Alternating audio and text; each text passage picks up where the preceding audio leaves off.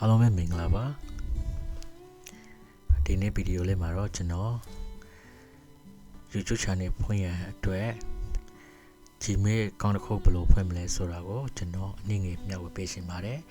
တချို့သိပြီးတဲ့သူတွေလည်းရှိသလိုမသိသေးတဲ့သူတွေလည်းရှိမှာ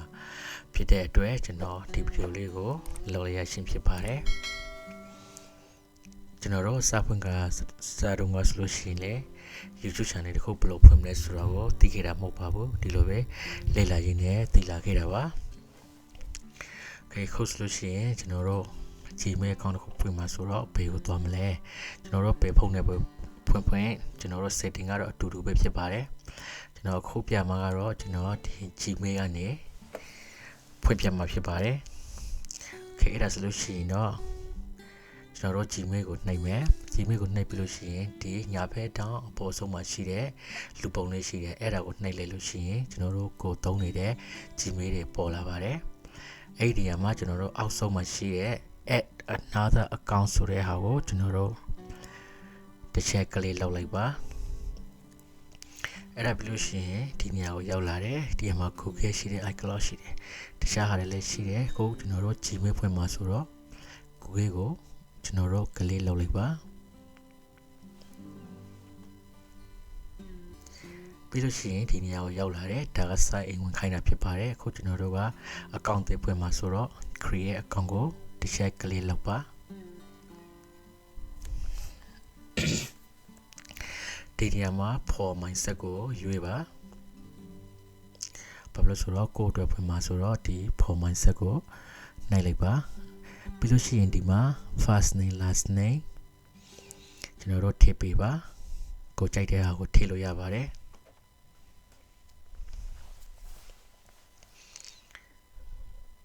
ဒါကကျွန်တော်ဥပမာအနေနဲ့ပြမှာဆိုတော့ကျွန်တော်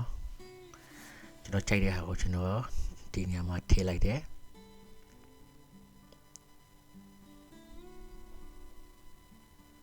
ကျွန်တော်တို့ဒါကိုနောက်မှပြောင်းရင်လည်းရပါတယ်ခုကလေးကတခါတည်းထည့်ထားမှဆိုလို့ရှိရင်လည်းရပါတယ်ပြီးလို့ရှိရင်ထည့်ပြီးပြီဆိုလို့ရှိရင်တော့ကျွန်တော်တို့ next ကိုနှိပ်ပါ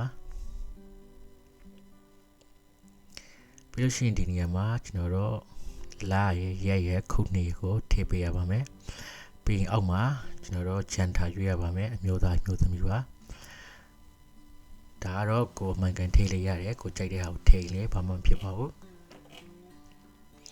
အောက်မှာကျွန်တော်ကအမျိုးသမီးဆိုအမျိုးသမီးအမျိုးသားဆိုအမျိုးသားရွေးလိုက်ပါတော့အမျိုးသားကိုရွေးလိုက်တယ်ပြီးလို့ရှိရင် next ကိုဆက်ပြီးနှိပ်မယ်ဒီနေရာမှာသူတို့ပေးထားတဲ့ဟာတွေရှိတယ်အဲ့ဒါကိုယူမယ်ဆိုလို့ရှိရင်ရတယ်အဲ့လိုမှမဟုတ်ဘူးအသစ်ကိုထည့်ရှင်တဲ့နာမည်ထည့်မယ်ဆိုလို့ရှိရင်ဒီအောက်ကဒီ create your own Gmail address ဆိုတာကိုနှိပ်ပြီးတော့ကိုကြိုက်တဲ့ဟာကိုထည့်ရင်လည်းရပါတယ်ကျွန်တော်ကတော့ဒီအပွားဟာကိုယူလိုက်တယ်ပြီးလို့ရှိရင် next ကိုနှိပ်ပါပြီးရင်ဒီမှာ password ကိုထည့်တဲ့အခါ password ဆောင်းဖြစ်နေဆိုလို့ရှိရင်တော့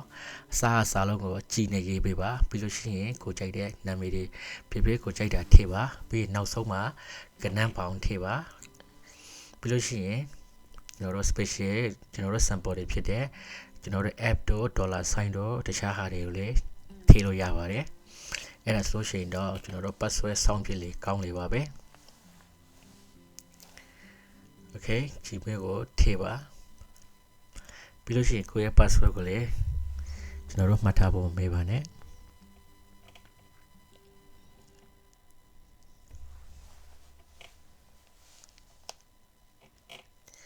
Okay ခုဆိုလို့ရှိရင်ကျွန်တော် password ကိုကျွန်တော်ထည့်လိုက်ပါပြီပြီးလို့ရှိရင်ကျွန်တော်တို့ next ကိုထပ်ပြီးနှိပ်ပေးပါကျွန်တော်တို့ next ကိုထပ်ပြီးနှိပ်မယ်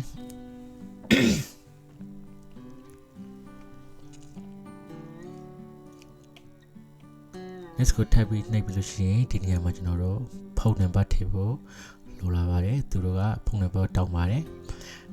ဒီနေရာမှာဖုန်းနံပါတ်ဒီဘက်ကအနီရောင်လေးနဲ့ပြထားတဲ့နေရာမှာတော့ဒါကျွန်တော်တို့နိုင်ငံကိုရွေးပေးရမှာဖြစ်ပါတယ်ကိုကဘယ်နိုင်ငံမှာနေလဲကိုနေတဲ့နိုင်ငံကိုဒီနေရာမှာရွေးပါပြီးလို့ရှိရင်ဖုန်းနံပါတ်ကိုဒီမှာထည့်ပါ ကိုကမြန်မာပြည်မှာနေတယ်ဆိုလို့ရှိရင်မြန်မာပြည်ရွေးလို့ရတယ်ထိုင်းမှာဆိုရင်ထိုင်းနိုင်ငံတခြားဘယ်နိုင်ငံပဲဖြစ်ဖြစ်ကိုနေတဲ့နိုင်ငံရဲ့ကျွန်တော်တို့နိုင်ငံကိုရွေးပါပြီးလို့ရှိရင်ကိုယ့်ရဲ့ဖုန်းနံပါတ်ကိုထည့်ပါနိုင်ငံမရွေးဘဲတဲ့ဖုန်းနံပါတ်ထည့်လို့မရပါဘူးအဲဆိုလို့ရှိရင်ဒီဘက်ကနေမှာနိုင်ငံကိုရွေးလိုက်မယ်ဒီမှာနိုင်ငံတွေတော်တော်များများပါပါတယ်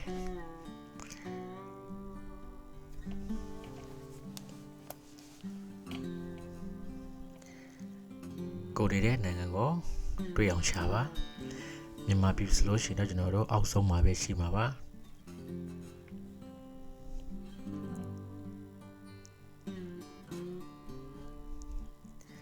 ပြီးလို့ရှိရင်ဒီမှာကိုနေတဲ့နိုင်ငံတွေ့ပြီဆိုလို့ရှိရင်ရွေးလိုက်ပါပြီးလို့ရှိရင် next ကိုနှိပ်ပါပြီးရင်ကျွန်တော်တို့ Google ကနေကျွန်တော်တို့ကုတ်နံပါတ်ပို့လာပါလိမ့်မယ်အဲ့ဒါကတော့ကိုထည့်လိုက်တဲ့ဖုန်းနံပါတ်ကိုပဲရောက်လာမှာဖြစ်တယ်အဲ့ဒီပို့လာတဲ့ကုတ်နံပါတ်ကိုဒီမှာထည့်ပါပြီးရင်ကျွန်တော်တို့ next ကိုဆက်ပြီးနှိပ်ပါ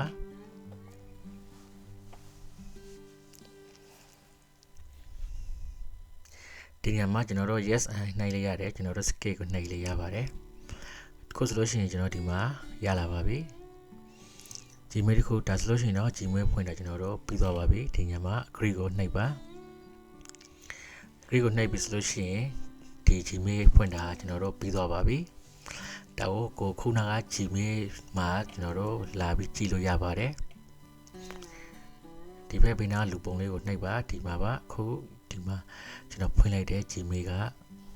ကျွန်တော်ရလာပါပြီဒီလိုပဲ Gmail တွေအများကြီးဖွင့်လို့ရပါတယ်ဟုတ်ကဲ့ဒီလောက်ဆိုလို့ရှိရင်တော့ Gmail ဖွင့်နေလေးကိုအလုံးသိသွားလောက်ပြီလို့ထင်ပါတယ်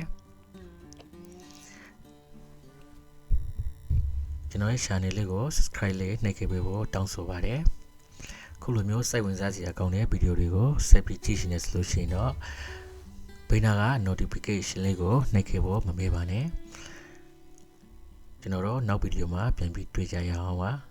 အားလုံးပဲ bye bye